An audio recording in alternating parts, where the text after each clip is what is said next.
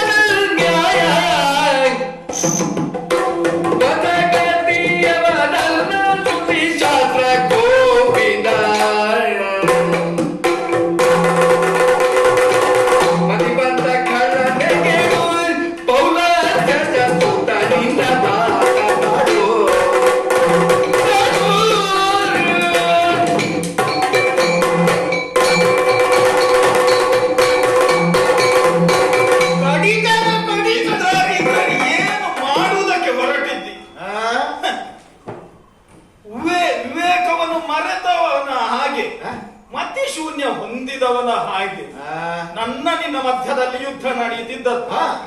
ಮಾತಿನ ಯುದ್ಧವು ಅಥವಾ ಅಸ್ತ್ರ ಶಸ್ತ್ರಗಳ ಮುಖಾಂತರ ಯುದ್ಧವು ನಡೆಯುತ್ತಿರುವಂತ ಈ ಸಂದರ್ಭದಲ್ಲಿ ನಿನ್ನ ಬಳಗದವರೇನು, ನಮ್ಮ ಬಳಗದವರು ಕೂಡ ಕನಸು ಮನಸ್ಸಿನಲ್ಲಿ ಸಂಕಲ್ಪ ಎನಿಸಲಾರದಂತಹ ಒಂದು ಪ್ರಸಕ್ತಿಯನ್ನು ತಂದು ನಿಲ್ಲಿಸಿದೆ.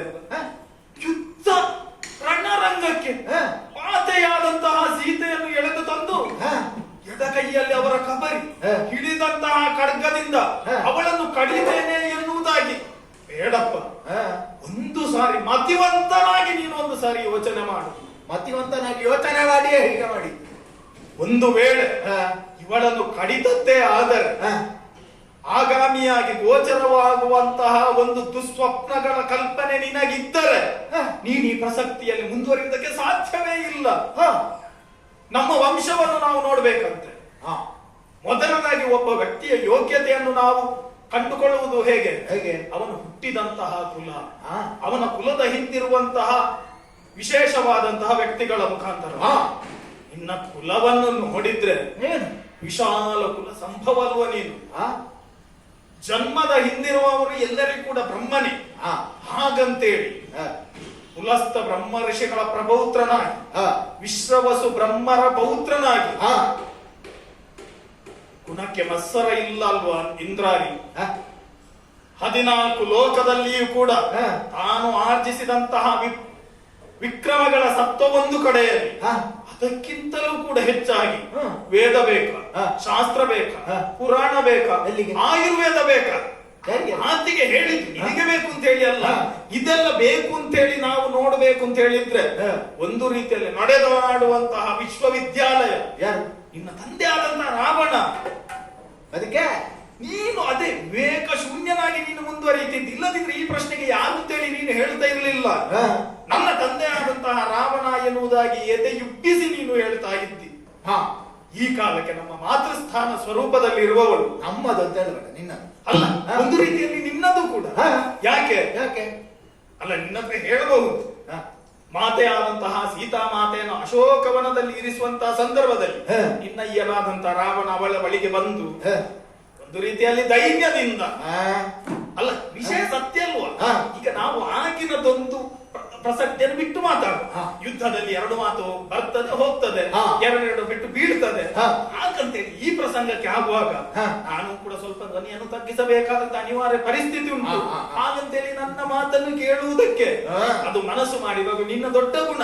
ಯಾಕಂತ ಹೇಳಿದ್ರೆ ಆ ಕಳನೆನ್ನುವಂತ ಆನೆಗಳು ತಿದ್ರು ಕೂಡ ನಿನ್ನ ವಂಶ ನೋಡು, ಒಂದು ಒಳ್ಳೆ ಮಾತನ್ನು ಯಾರಾದ್ರೂ ಹೇಳುವಾಗ ಕೇಳುವ ಅಂತೇಳಿ ಮನಸ್ಸು ನಿನಗೆ ಉಂಟು. ಈಗ ಸೀತಾ ಮಾತೆಯ ಬಳಿಯಲ್ಲಿ ಹೋಗಿ ಪ್ರೇಮ ಭಿಕ್ಷೆಯನ್ನು ಕೇಳುವಂತಹ ಸಂದರ್ಭದಲ್ಲಿ ಎದುರಿಗಿರುವಂತಹ ತೃಣವನ್ನೇ ಕೈಯಲ್ಲಿ ಹಿಡಿದು ನಿಂದನೆಯ ಮಾತುಗಳನ್ನು ಕೇಳಿ ರೋಷಾವೇಶದಿಂದ ಹಿಡಿದಂತಹ ಚಂದ್ರಹಾಸದಿಂದ ಇವಳ ಕತ್ತನ್ನು ಕತ್ತರಿಸಿ ಬಿಡ್ತೇನೆ ಎನ್ನುವುದಾಗಿ ನಿನ್ನ ಅಪ್ಪ ಒಂದು ಸಾರಿ ಮುಂದುವರಿದಿದ್ದನಂತೆ.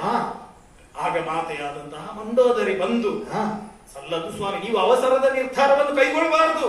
ಆ ಕಾಲಕ್ಕೆ ನಿನ್ನ ತಂದೆ ಆಡಿದಂತಹ ಮಾತು ಏನು? 1 ತಿಂಗಳ ಪರ್ಯಂತರವಾಗಿ ಇವಳಿಗೆ ಸಮಯಾವಕಾಶವನ್ನು ಕೊಟ್ಟಿದ್ದೇನೆ. ಅದಕ್ಕಿಂತ ಹೆಚ್ಚಾಗಿ ಸಮಯವನ್ನು ಕೊಡ್ಲಿಕ್ಕೆ ಆಗುವುದಿಲ್ಲ. ಒಂದು ವೇಳೆ ಮನಸ್ಸನ್ನು ಬದಲಾಯಿಸಿಕೊಂಡು ಬಂದರೆ ಬದುಕಿ ಉಳಿತಾರೆ, ಇಲ್ಲದಿದ್ದರೆ ಕೊನೆಗೆ ಇವಳಿಗೆ ಮರಣವೇ ಗತಿ ಎನ್ನುವಂತಹ ಮಾತನ್ನು ಆಡಿದ್ದಾನೆ. ಅಪ್ಪ ಹೇಳಿದ್ದಾರೆ ಮರಣವೇ ಗತಿ ಅಂತ ಹೇಳಿದ್ದಾರೆ. ಹಾಗಂತೇಳಿ ಈಗ 1 ತಿಂಗಳಾಗಿದ, ಈಗ ನೀನು ಈ ಮಾತನ್ನು ತಪ್ಪಿದ್ರೆ ಒಳ್ಳೆದಾಯ್ತು ನೀನು ಹೇಳಿ. ಯಾಕೆ? ಈಗ ಅಪ್ಪನ ನಿರ್ಧಾರ ಏನು ಅಂತ ನನಗೆ ಗೊತ್ತಿರಲಿಲ್ಲ.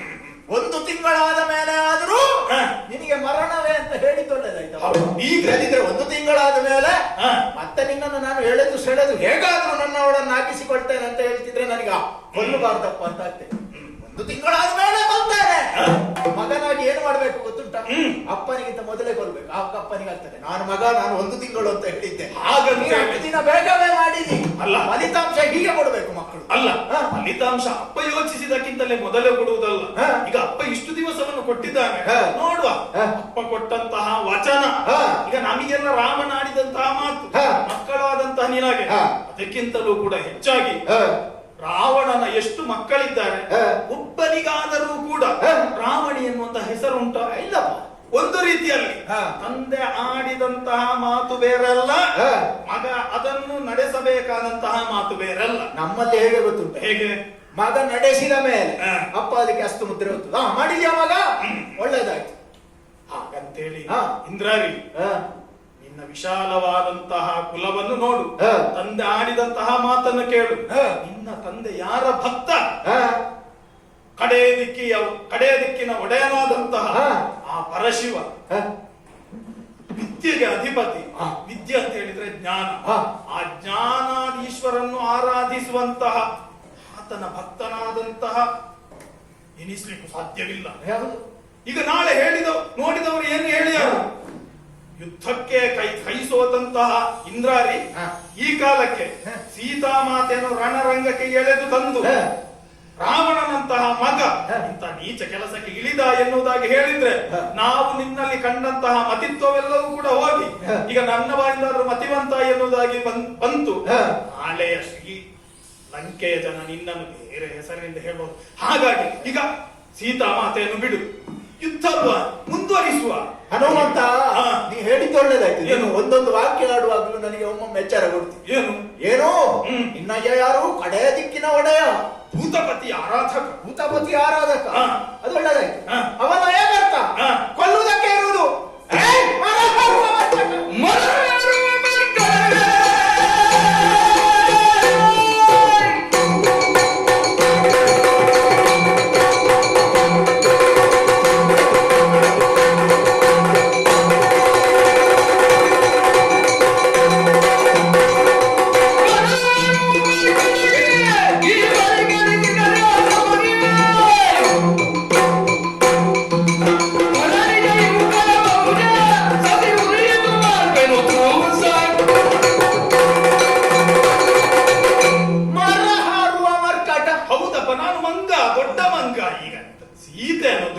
ದೊಡ್ಡ ಮಂಗಲ್ಲ ನೀನು. ಮಂಗ ಅದರಲ್ಲಿ ದೊಡ್ಡದು ಸಣ್ಣದು ಅಂತ ಇಲ್ಲ.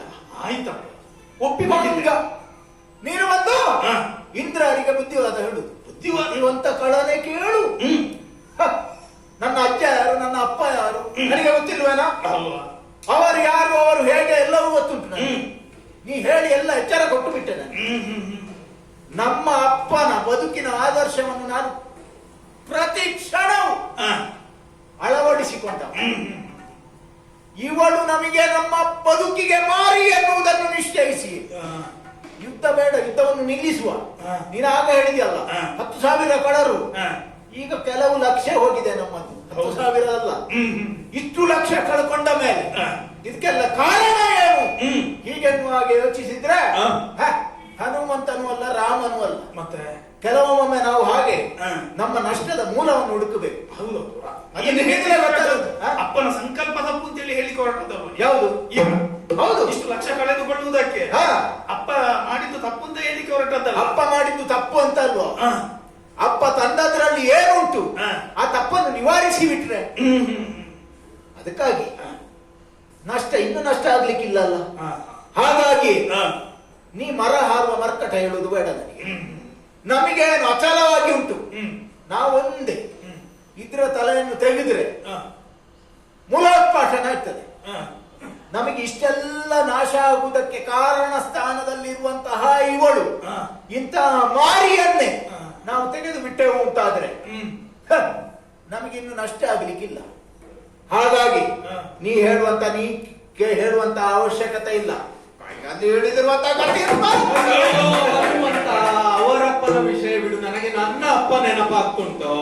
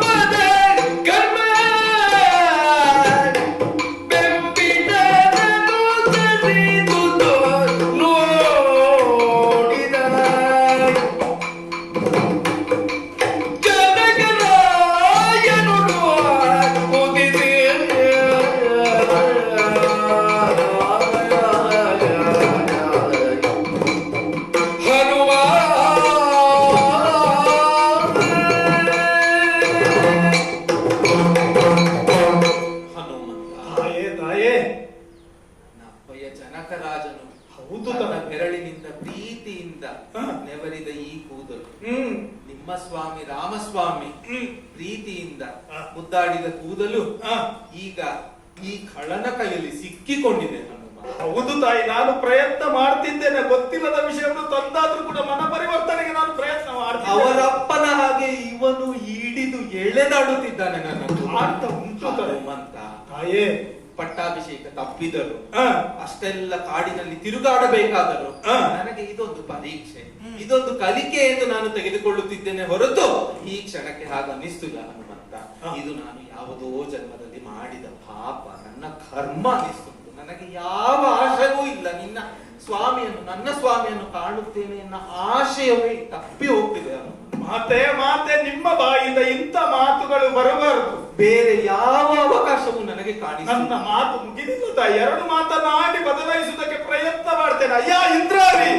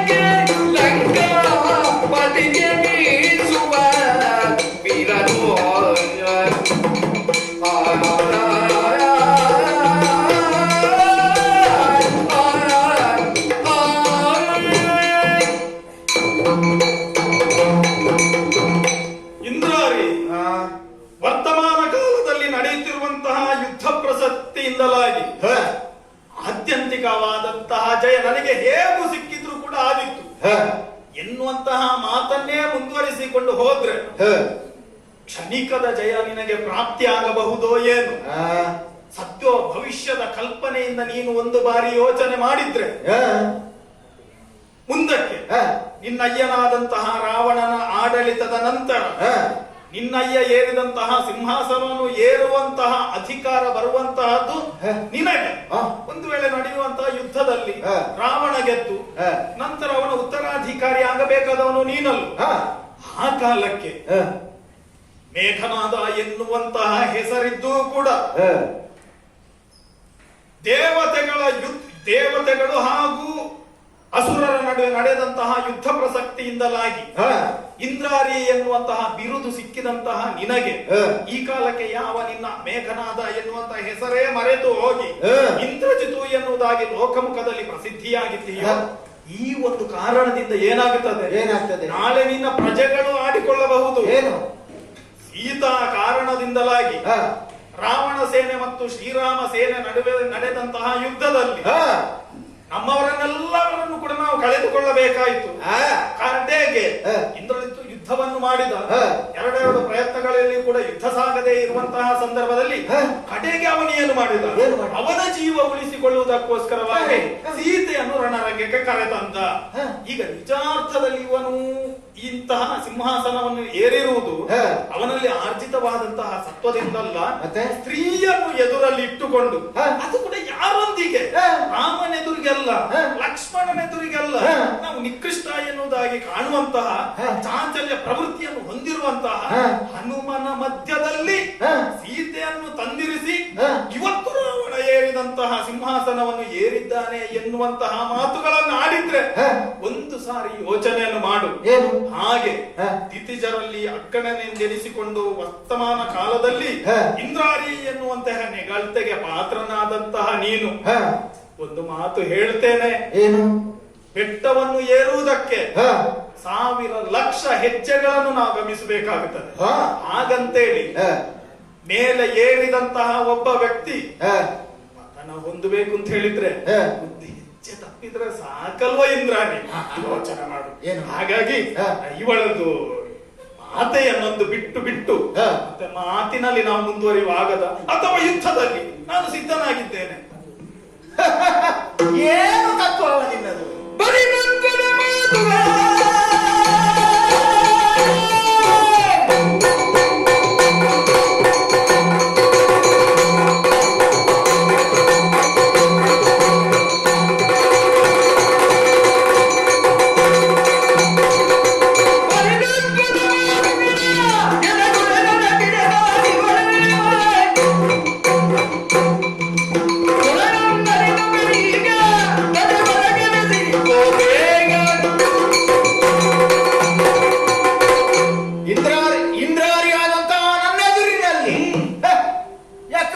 ಕಪಿಯಾದಂತಹ ನೀನು ಆಡುವುದೇನೋ ತತ್ವ? ತತ್ವಲ್ಲ, ಸತ್ತು ಅಂತ ನೋಡು ನೀನು. ಏನು ಸತ್ವ? ಏನು ಉಪಮೆ ನಿನ್ನದು? ಬೆಟ್ಟವನ್ನು ಹತ್ತುವುದಕ್ಕೆ ಮತ್ತೆ ಲಕ್ಷಗಟ್ಟಲೆ ಇಡಬೇಕು ಹೆಜ್ಜೆ ಅಲ್ವೇ? ನಮ್ಮಲ್ಲಿ ವಿಮಾನ ಉಂಟು, ಹತ್ತಬೇಕಂತ ಹೇಳಿದ್ರು. ನಮಗೇನು ನಡ್ಕೊಂಡು ಹೋಗ್ಬೇಕು ಅಂತ ಇಲ್ಲ. ಹಾಗಂತೇಳಿ ಎದುರಿಗೆ ಬೆಟ್ಟಿರುವಾಗ ನಮ್ಮ ಪಥವನ್ನೇ ನಾವು ಬದಲಿಸಿ ವಿಮಾನ ಉಂಟು ಅಂತೇಳಿ ಹೋಗಿ ಹೊಡೆದ್ರೆ ವಿಮಾನ ಹೊಡಿಬಾರ್ದು ಅಂತ ನಾವು ಹೊಡಿತಿದ್ದೆವು. ಎದುರಿಗೆ ಇದುಂಟಲ್ಲ, ಆ ಬೆಟ್ಟವನ್ನೇ ನಿವಾರಿಸಬೇಕು ಅಂತ ಹೊರಟದ್ದು ನಾವು. ಇಲ್ಲಿ ಆದ್ರೆ ಏನಾಗ್ತದೆ? ನಮ್ಮ ವಿಮಾನ ಅದಕ್ಕೆ ತಾಗ್ತದೆ. ಹಾಗಾಗಿ ಇದನ್ನು ಇಲ್ಲಿಂದ ನಿವಾರಿಸುವ ಅದೇಪ್ಪ, ನಿವಾರಿಸಬೇಕು ಅಂತಲೇ ಇದು ಕಡತವನ್ನು ಹಿಡಿದದ್ದು. ಏನೋ ಭಾರಿ ತತ್ವ ಅದು. ಹಾಗೆಪ್ಪ, ಪರರಿಗೆ ಉಪದೇಶ ಮಾಡುವಂತಹ ಸಂದರ್ಭದಲ್ಲಿ ಎಲ್ಲ ಬರ್ತದೆ ತತ್ವಗಳು, ಅದು ಇದು. ಪಂಡಿತ ಹೌದಪ್ಪ, ಅದು ಹೆಚ್ಚಿನದ್ದೇ ಸೂರ್ಯನಿಂದ ಕಲ್ತವಲ್ಲ. ಹೌದು, ನಮಗೆ ಆಗುವಾಗ ಅದೆಲ್ಲ ಆಗುದಿಲ್ಲ. ನೀನು ಎಲ್ಲ ಇದು ಮಾಡಿದ್ದಿ, ನಮ್ಮಲ್ಲೆಲ್ಲ 10,000 ಕೊಲ್ಲುವಾಗ ನಿನಗೆ ಆಗ್ಲಿಲ್ವಾ? ಇದನ್ನೆಲ್ಲ ಎಂತಕ್ಕೆ ಕೊಲ್ಲುವುದು? ನೇರ ರಾವಣನಲ್ಲಿಗೆ ಹೋಗುವಂತ ಯಾಕೆ ಆಗ್ಲಿಲ್ಲ? ಇದನ್ನೆಲ್ಲ ನಿವಾರಿಸುವಂತ ಬಂದಿದ್ದಿ ನೀನು. ಅದು ಮರ ಬೀಸುವಾಗ ಅದೆಲ್ಲ ಭಟರು, ಯಾಕಶ್ಚಿತ್ ಭಟರು ಅಲ್ಲಿ ಕಾವಲಿಗಿದ್ದಂತಹ ರಕ್ಕಸರು ಬಾಪದವರು. ಆ ಬಡತಾಯಿ ಮಕ್ಕಳನ್ನು ಕೊಲ್ಲುವಾಗ ನಿನಗೆಲ್ಲ ಆಗ್ಲಿಲ್ಲ. ಅದೊಂದು ಹೆಚ್ಚು ಹಾರಿದೆ. 10,000 ಜನರನ್ನು ಬಂದಿದ್ದೇನೆ, ಇವರನ್ನು ಮಾಡಿದ್ದೇನೆ ಅಂತ ಹೇಳ್ಕೊಳ್ಳಿ. ನನಗೂ ಹೆಗ್ಗಳಿಕೆ. ಹ. ಸೀತಾಂತಕನಾಗ್ತೇನೆ. ಇಷ್ಟರವರೆಗೇನು ದೇವತೆಗಳನ್ನು ಗೆದ್ದು ಹ. ಇಂದ್ರಜಿತು, ಇಂದ್ರಾರಿ, ಈಗ ಸೀತಾನಿ ಆಗ್ತೇನೆ. ಹ್ಮ್. ಸೀತೆಯನ್ನು ಕೊಲ್ಲುತ್ತೇನೆ. ಸೀತಾಂತಕ ಅಂತ ಹೆಸರು ಬರ್ತದೆ, ಬಿರುದು ಬರ್ತದೆ. ಅಪ್ಪನಿಗೆ ಬಂದಂತಹ ಅಂತರಾಯವನ್ನು ದೂರೀಕರಿಸಿದ ಮಗ ಅಂತ ನೆಗಳ್ತೆ ಬರ್ತದೆ. ಹಾಗಾಗಿ ನಮಗೆ ಅಡ್ಡವಾಗಿರುವಂತಹ ಬೆಟ್ಟ ಇದೆ, ನೀವೆಲ್ಲ ಅಲ್ವೋ? ನಿಮ್ಮನ್ನು ಕೊಂದು ಏನು ನಿಮ್ಮಿಂದೇನು ನಮಗೆ ಉಪದ್ರ ಆಗ್ಲಿಲ್ಲ. ನಾ ಸತ್ಯ ಹೇಳ್ತೇನೆ, ನಾನು ನನ್ನ ಅಪ್ಪನ ಮಗನಾಗಿ ನಮಗೆ ಬೇಸರ ಆಗುದು ಎಂತ ಗೊತ್ತುಂಟ? ಏನು? ನನ್ನ ಅಮ್ಮನಿಗೆ ಮತ್ತೊಬ್ಬ ಸವತಿ ಬರ್ತಾಳೆ ಅಂತಲೇ ಕೋಪ ಇತ್ತು ಮೊದಲೇ. ಹಾಗಾಗಿ ನಿಮ್ಮಿಂದ ತೊಂದರೆ ಅಲ್ಲ, ನಾನು ಮಾತಾಡ್ತೇನೆ, ಇವಳಿಂದ ತೊಂದರೆ ಬಂದದ್ದು. ಹಾಗಾಗಿ ಇವಳದ್ದೇ ತಲೆ ಕಡಿದ್ರೆ ಅಪ್ಪನಿಗೆ ಮಾತ್ರ ಅಲ್ಲ ಸಂತೋಷ. ಅಪ್ಪ ಹೇಗೂ 30 ದಿನಗಳ ಕಾಲ ಒಂದು ಗಡುವು ಕೊಟ್ಟಿದ್ದಾನೆ. ಹೌದು. ಅಮ್ಮನಿಗೂ ಸಂತೋಷ. ಅವಳನ್ನು ಕೊಂದಿಯ ಮಗ ನನಗೆ ಸವತಿಯಾಗಿ ಬರ್ತಾಳೆ ಅಂತ ಎಂತಹ ಹೆಣ್ಮಕ್ಕಳಿಗಾದ್ರೂ ಇರ್ತದೆ ಒಳಗೆ. ಹಾಗೆ ನೀನು ಕೊಲ್ಲುವುದಕ್ಕೆ ಹೊರಟ್ರೆ ಇವಳಿಗಿಂತ ಮೊದಲು ತಂದದ್ದು ಕೆಲವಿಲ್ವ ಇಂದ್ರ? ಅದು ಕೆಲವೆಲ್ಲ ಭೋಗಕ್ಕೆ ಅಂತ ತಂದದ್ದು, ಭೋಗಕ್ಕೆ ತಂದದ್ದು ಲೆಕ್ಕ ಇಲ್ವೋ? ಇವರನ್ನೆಲ್ಲ ತಂದಾಗ ಅಮ್ಮ ಬಂದು ತಡೀಲಿಲ್ಲ, ಇವರನ್ನು ತಂದಾಗ ತಡೆದಿದ್ದಾರೆ. ಅಮ್ಮನಿಗೂ ಒಂದು ತನ್ನ ಸ್ಥಾನದ ಬಗ್ಗೆ ಸ್ವಲ್ಪ ಹೆದರಿಕೆ ಹುಟ್ಟಿದೆ. ಹಾಗಾಗಿ ಮಗನಾಗಿ ನನಗೂ ಒಂದಿತ್ತು. ಇನ್ನು ಇವಳೆಲ್ಲ ಬಂದು ಇಲ್ಲಿ ಮಹಾರಾಣಿಯಾಗಿ ಕುಳಿತ್ರೆ ಮತ್ತೆ ನಾಳೆ ಇವಳೇ ಹೇಳಿದ್ರೆ ಓ ಇಂದ್ರಾರಿ ಬೇಡ, ಬೇರೆ ಮಕ್ಕಳನ್ನು ಇಲ್ಲಿಗೆ ಗದ್ದುಗೆ ಏರಿಸುವ ಅಂತ ಹೇಳಿದ್ರೆ, ಹಾಗಾಗಿ ಇವಳು ಏನಿದ್ರು ನಮ್ಮ ಹಳ್ಳೆಯ ಮುಳ್ಳೆ. ಹಾಗಾಗಿ ಇವಳ ಈ ರಾಕ್ಷಸನ ಎಳೆತಕ್ಕೆ ಎನಗಾಗಿ ಕಾದಿ ತಣಿದಿರಿ, ಎನಗಾಗಿ ಕಾದಿ ತಣಿದಿರಿ, ತನ್ನನು ಕೊಲ್ಲುವುದನ್ನು ನೋಡಲು ನೀ ಬರೀ.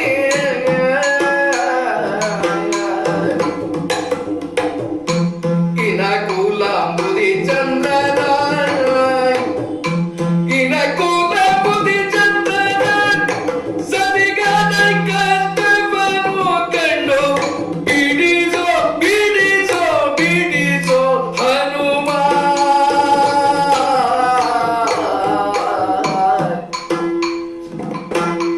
ಎನಗಾಗಿ ಕಾದಿ ತಡೆದಿರಿ ತಡೆದಿರಿ ತಡೆದಿರಿ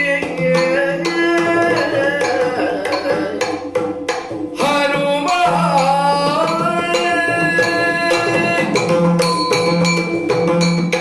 ಹನುಮಂತ, ತಾಯೇ ತಾಯೇ, ಇವನು ಎಳೆಯುವ ನೋವಿಗೆ ಹುಟ್ಟಿದ ಮನೆ ನೆನಪಾಯ್ತು, ಮೆಟ್ಟಿದ ಮನೆ ನೆನಪಾಯ್ತು, ರಾಮಚಂದ್ರ ಪ್ರಭುವು ನೆನಪಾದ. ಸರಿ. ಅದೆಲ್ಲಕ್ಕೂ ಆಚೆಯಾಗಿ ನೀವೆಲ್ಲ ಪಟ್ಟ ಕಷ್ಟ ನೆನಪಾಯ್ತು. ಅಂದೇ ನೀ ನನಗೆ ಹೇಳಿದೆಯಲ್ಲ, ತಾಯಿ ಬಂದು ನನ್ನ ಭುಜದ ಮೇಲೆ ಕುಳಿತರೆ ನೀವು ಕನುರೆಪ್ಪೆ ಹೊಡೆಯುವುದರಲ್ಲಿ ನಾನು ನಿಮ್ಮನ್ನು ರಾಮನ ಮುಂದೆ ನಿಲ್ಲಿಸ್ತೇನೆ ತಾಯಿ. ಹೌದು ತಾಯಿ. ಒಪ್ಪಲಿಲ್ಲ ಹನುಮಂತ. ಭೂಮಿ ಆಕಾಶಗಳು ಒಂದಾಗುವ ಹಾಗೆ ಲಕ್ಷ್ಮಣ ಚೀರಿದನಂತೆ, ಅತ್ತಿಗೆ ಅತ್ತಿಗೆ ಅತ್ತಿಗೆ ಅಂತ. ಜಗತ್ತಿನಲ್ಲಿರುವ ವಾಯುವನ್ನೆಲ್ಲ ಶ್ವಾಸಕೋಶಕ್ಕೆ ಹಾಕಿ ರಾಮರು ಚೀರಿದರಂತೆ, ಸೀತಾ ಸೀತಾ ಸೀತಾ ಎಲ್ಲಿದ್ದೀಯ ಅಂತ.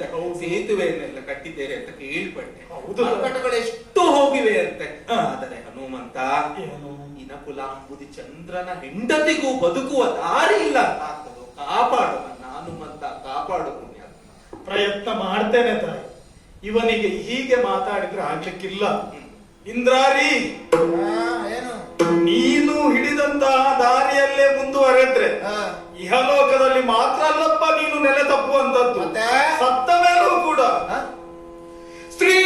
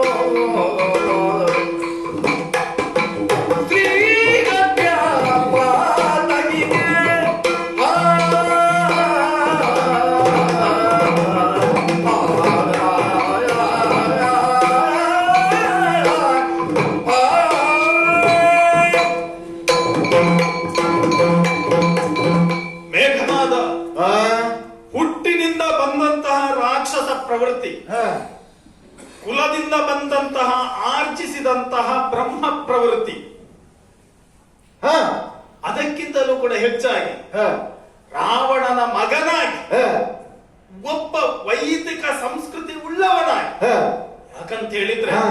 ಶ್ರೇಷ್ಠತಮವಾದಂತಹ ಯಜ್ಞ ಕರ್ಮಗಳಲ್ಲಿಯೂ ಕೂಡ ನಿನ್ನನ್ನು ನೀನು ತೊಡಗಿಸಿಕೊಂಡವನಂತೆ. ಹ ಅಂತ ಅಲ್ಲ, ಹೌದೇ? ಹೌದೇ? ಹಾ.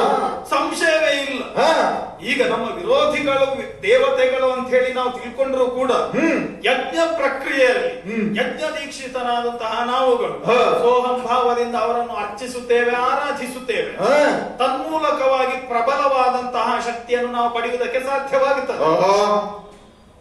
ನೀನು ಕೂಡ ಯಜ್ಞ ಪ್ರವೃತ್ತಿಗಳಲ್ಲಿ ನಿನ್ನನ್ನು ನೀನು ತೊಡಗಿಸಿಕೊಂಡವ. ಹ ಈಗ ಇಹಲೋಕದಲ್ಲಿ ಸಶರೀರಿಯಾಗಿ ನೀನು ದೇವಲೋಕಕ್ಕೆ ಹೋಗಿರಬಹುದು. ಹ ಹಾಗಂತೇಳಿ ಈ ಭೂಮಿಯ ಋಣವನ್ನು ಕಳೆದು ಹ ಇಹಲೋಕದ ಯಾತ್ರೆಯನ್ನು ಮುಗಿಸಿ ಹ. ಪರಲೋಕವನ್ನು ಗೈಯುವಂತಹ ಕಾಲಕ್ಕೆ ಹ ಈಗ ಒಂದು ನಾನು ಯೋಚನೆಯನ್ನು ಮಾಡುವಂತ. ಏನ್ ಯೋಚನೆ? ಈಗ ನನಗೆ ಮತ್ತು ನಿನಗೆ ಯುದ್ಧ ಆಯ್ತು. ಹ ನಾನು ಹೊಡೆದಂತಹ ಒಂದು ಪೆಟ್ಟಿನಿಂದಲ ಹ. ನೀನು ಸತ್ತು ಬಿದ್ದಿ. ಹ ದೈವಿಕವಾದಂತಹ ಶರೀರವನ್ನು ಗಳಿಸಿದಂತಹ ನೀನು ಹ ಪರಲೋಕಕ್ಕೆ ಹೋಗುವಂತಹ ಸಂದರ್ಭದಲ್ಲಿ ಹ ವೀರಾವೇಶದಿಂದ ಹೋರಾಡುವ ಮುಖಾಂತರವಾಗಿ ಹ ಇವನು ಸುರಾಂಗನೆಗೆ ಸೇವೆಯನ್ನು ತೆಗೆಸಿಕೊಳ್ಳುವಂತಹ ಯೋಗ್ಯತೆ ಉಳ್ಳವನು ಎನ್ನುವುದಾಗಿ ತಿಳಿದಂತಹ ದೇವತೆಗಳು ಹ ನಿನಗೆ ಸ್ವರ್ಗವನ್ನು ನೀಡುವುದಕ್ಕೆ ಸಾಧ್ಯ ಉಂಟು. ಹ ಒಂದು ವೇಳೆ ಹ. ಸೀತಾಮಾತೆಯನ್ನು ಇಲ್ಲಿಗೆ ಕರೆದಂತು ಹ ನೀನು ಹೇಳಿದ್ದು ನಾನು ತಪ್ಪು ಅಂತ ಹೇಳುವುದಲ್ಲ, ಹ. ನಿನ್ನ ತಾಯಿಗೂ ಬೇಸರ ಆಗಿರಬಹುದು. ಹ. ಮತ್ತೆ ಹ ನಿಶಾಚರರಾಗಿ ತಿರುಗಾಡುತ್ತಿದ್ದಂತಹ ನಿಮ್ಮ ರಾಕ್ಷಸ ಕುಲವನ್ನು ಹ. ಈ ಕಾಲಕ್ಕೆ ನಾವು ಲಂಕಾಪುರದವರು ಎನ್ನುವುದಾಗಿ ಎದೆಯುಬ್ಬಿಸಿ ನಡೆಯುವುದಕ್ಕೆ ಕಾರಣನಾದಂತ ಹ. ರಾವಣನು ಚತುರ್ದಶ ಭುವನ ತಲ್ಲಣ ಹ. ಎನ್ನುವಂತಹ ನೆಗಳತೆಗೆ ಪಾತ್ರನಾದಂತ ಅವನು ಏರಿದಂತಹ ಎತ್ತರದಿಂದ ಪತನ ಹೊಂದುವುದಕ್ಕೆ ಹ. ಅಲ್ಲ ಅವನೂ ಕಾರಣ ಹ. ಅಲ್ಲ, ನೀವು ತಿಳಿದ ಹಾಗೆ ಹ. ಮಾತೆಯ ಕಾರಣ ಎನ್ನುವುದಾಗಿ ನೀನು ತಿಳಿದು ಹ. ಇವಳ ನಾನಾಗೆ ತಿಳಿಲಿಲ್ಲ. ನೀನು ಹಾಗೆ ತಿಳಿದ ಮಾತಾಡ ಅಂತ ಯಾರು ಹೇಳಿದ್ದು ನಿನಗೆ? ಅಲ್ಲ ಹ. ಪತನಲ್ಲಪ್ಪ. ಹ. ಈಗ ಹೇಗೆ ಹೇಳುದು, ಈಗ ಹ. ರಾತ್ರಿ ಕಾಲದಲ್ಲಿ ನೀವು ಸಂಚಾರ ಮಾಡ್ತಿದ್ರಿ, ಹ. ನೀವು ಬೆಳಕಿನ ಕಾಲಕ್ಕೆ ಸಂಚಾರ ಮಾಡುವಂತಹ ಯೋಗ್ಯತೆಯನ್ನು ಕಂಡುಕೊಂಡ್ರಿ. ಹ. ಈಗ ಕೆಲವರಾದ್ರೂ ಕೂಡ ಹ. ಅಲ್ಲ, ನಾನು ಹೇಳುವುದು ಹ. ನಮ್ಮ ಅಂಗದ ಬರುವಂತಹ ಕಾಲಕ್ಕೆ ಹ. ಕೆಲವರೆಲ್ಲ ಮನೆಯೊಳಗೆ ಓಡಿ ಹೋಗಿದ್ದಾರೆ. ಹ ಅಲ್ಲ, ನಿನಗೆ ತಿಳಿದಿರ್ಬೇಕು. ಹೌದೌದು. ಅಂತಹ ಒಂದು ಪ್ರಸಕ್ತಿ ನಿಮ್ಮ ಜೀವನದಲ್ಲಿ ಕಾರಣನಾಗುವುದಕ್ಕೆ ಹ. ಇವಳೇ ಕಾರಣ ಎನ್ನುವುದಾಗಿ ನೀನು ಸಿಟ್ಟಿನ ಕೈಯಲ್ಲಿ ಬುದ್ಧಿಯನ್ನು ಕೊಟ್ಟು ಹ ಎಲ್ಲ ವಿಷಯವನ್ನು ಬಿಡುವ. ಹ ಯಾವ್ದು ಇಟ್ಕೊಳ್ಳುದು? ಈಗ ರಾಮನ ಹೆಂಡತಿ ಅನ್ನುವುದನ್ನು ಬಿಡುವ. ಹ ನಿನ್ನ ತಾಯಿಯಾದಂತಹ ಮಂಡೋದರಿಗೆ ಸವತಿ ಎನ್ನುವಂತಹ ವಿಷಯವನ್ನು ಬಿಡುವ. ಅಲ್ಲ, ಅದು ಬಿಟ್ಟಾಗಿದೆ. ಅದು ಬಿಟ್ಟಾಗಿ ಹ ಸ್ತ್ರೀ ಅಲ್ವಾ? ಹ ಸ್ತ್ರೀ ಅಲ್ವಾ ಇದು? ಇದು ಸ್ತ್ರೀ ಅಲ್ಲ, ಇವಳು ಮಾತ್ರ ಸ್ತ್ರೀ ಅಲ್ವಾ? ಹ ಒಂದು ಸಾರಿ ನೀನು ನಿನಗೆ ಗೊತ್ತಿಲ್ಲ ಅಂತೇಳಿ ನಾನು ಹೇಳುವುದಲ್ಲ, ಹ. ಯೋಚನೆ ಮಾಡುವುದು. ಹ. ಯೋಚನೆ ಮಾಡಿ ನೋಡು ಒಂದು ಸಾರಿ. ಹ.